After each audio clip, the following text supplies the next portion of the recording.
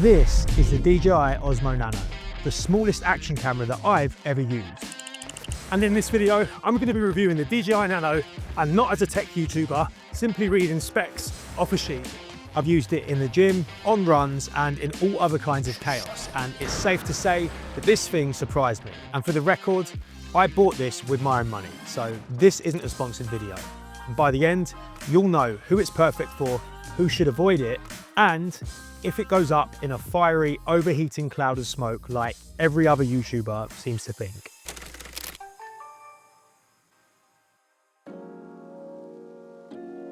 Right, so if you're here, you already know how small this thing is. It's tiny, like dangerously forget it's in your pocket tiny. And I know, there's other smaller cameras out there, but hey, size isn't always everything. In the box, you get a load of useful accessories included, which is kind of weird for DJI because normally to get anything included, you have to buy an adventure, sea dweller, sunshine out of your ass combo kit. Before buying this, I actually already owned the Action 5 Pro, so I was going back and forth with myself whether it was actually worth the money, because at the end of the day, the sensor in this is exactly the same as the one in my Action 5. But as soon as I picked it up next to my existing cam, the size and the weight difference is noticeable. It feels well built, but it's considerably lighter than something like an Action 5. And with the screen on, which they like to call a multifunction vision dock, they do feel kind of similar, but if you're buying this camera, chances are you're going to be using it mainly with the screen off. Now, a few points here. Only the camera part is actually waterproof, whilst the screen isn't. And also, as the screen has to charge the camera and display monitor, there's a very high probability that on longer shoots, you're going to find yourself with a fully charged camera, but with no screen to actually monitor it on. But more on that and how we get around that when we get to the tests later. So why would you want to buy a weird detachable screen action cam anyway? Well, the Osmo Nano is basically a no excuses camera for people who actually move. It's ridiculously small and light, but still shoots proper stabilized video. So you can clip it on mid-run, mid-lift, mid-round, and forget it's even there. Then there's just how discreet this little thing is. Being that it's the size of your thumb, has magnets all over it, and can be mounted pretty much anywhere, it's the kind of camera that removes friction and makes the whole process of filming that much more enjoyable. And you'll see just how versatile it is in a minute. Now, let's be honest, for most people, the thought of setting up a tripod in a gym to capture some of your progress is enough to put you in a coma. But with this thing, slap it on any machine of your choice and film away without anyone noticing a thing. Perfect if you want to film your workouts without looking like a complete tool. Now, I ran this thing through circuits, weight sessions, and everywhere in between, and to be honest, it worked flawlessly. I was recording in 4K 25, 4x3 mostly, but I did also get some 4K 60 and even a couple of 4K 120 shots. And whilst it did get warm, I didn't once get an overheating warning. It's probably worth noting as well though that I didn't have it attached to the monitor, which probably helped keep it from deep frying itself, as it was just filming and not filming and charging at the same time. Now, my gym isn't the brightest, but the image quality held up well enough. And with a camera this small and versatile, I think the only limit to what you can create is your mind. Or maybe the well-known battery life issue that made itself known on the running test. To get around the multifunction vision dock problem with the battery life, what you can do is, whilst the camera is recording, you can press and hold the side button, and what that's going to do is turn off the multifunction vision dock, but the camera is going to continue recording. So if you are shooting for longer periods and you know you've got your camera set up in the right place, you can just pop this off, and then when you need to put it back on again, you can either just press that button or just attach it to the camera and it will come back on.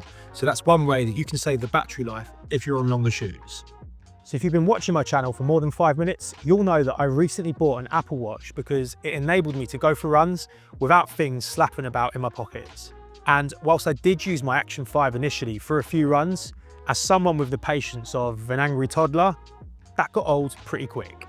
However, with the Nano being just over 50 grams, this is something that you can slip in your pocket or clip to your hat and not even notice that it's there. Now, whilst you can get POV shots using the hat clip, I think most people would want to film themselves running. And this is where the magnets come into a world of their own. Lamp posts, handrails, road signs, all of these things effectively become your tripod. And circling back to what I said earlier, the best camera is the one that you'll actually want to use. And given how set and forget this is, I genuinely do see myself reaching for the Nano more than any other of my cameras. Now, it's worth noting that I do live in Italy and I was out slap bang in the middle of the day. So to get the best image, you're probably going to want to use an ND filter. I wasn't about to give DJI another 60 of my hard-earned euros, so instead I found out that the lens cover from my Action 5 actually fits onto my Nano, so I was able to use the ND filter from my Action 5 during this test. Now, to be honest, I wasn't expecting much out of this little thing, but when I got home and coloured these files, I was blown away by the image quality, especially coming from something so small that you can put on your hat and not even notice that it's there. And then reality came and punched me in the mouth. And there it is, the famous battery life. It was almost too good to be true, wasn't it? Right hand? Good.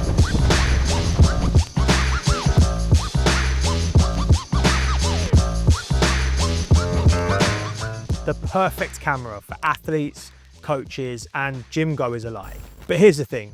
Compared to some of its competition, the battery life is short, especially if you're shooting in 4K. And when you really push it during longer sessions, maybe if you're using 4K 120, it can start to overheat and shut down, leaving you trying to blow life back into it like you're giving it CPR. But this is where most people get this camera completely wrong. I think we need to zoom out a bit and take a second to manage our expectations. Just 10 years ago, action cameras looked like this. So the fact that we have the capability of shooting this quality on something that would fit inside of a Toblerone packet is literally insane. Of course, putting this amount of power in something so small, there's gonna be some heat issues, but let's be real. Most people will be using it filming short clips and not hour-long podcasts. Yes, the battery was almost dead by the end of my run, but I was out for an hour and a half filming way more than I would usually for this video. And most people I know, athletes included, only spend 60 to 90 minutes max training. The biggest strength about this thing is because it's barely noticeable in your pocket, you'll bring it more. Because it's stealthy, you'll shoot more. And because you can get some unique shots on it, you'll actually enjoy using it. Isn't that just perfect? So the DJI Osmo Nano, who's it for? Athletes wanting cool training POV shots, coaches who want to capture quick training clips, and anyone who likes the idea of filming discreetly in public. However, due to the lack of swappable batteries and potential for overheating, I'd probably look elsewhere if you're someone who spends ages waffling to your camera, don't know how to use the off button in between your shots, or if you're someone who needs to film a podcast in the Sahara Desert. So what's my final verdict?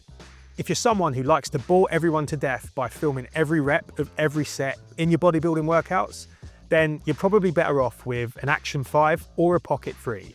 But if you want a camera that you can take anywhere and shoot instantly in a way that's discreet, the Nano is honestly brilliant for getting incredibly high quality footage in a way that's hassle-free. And just to remind you guys that this isn't a sponsored video.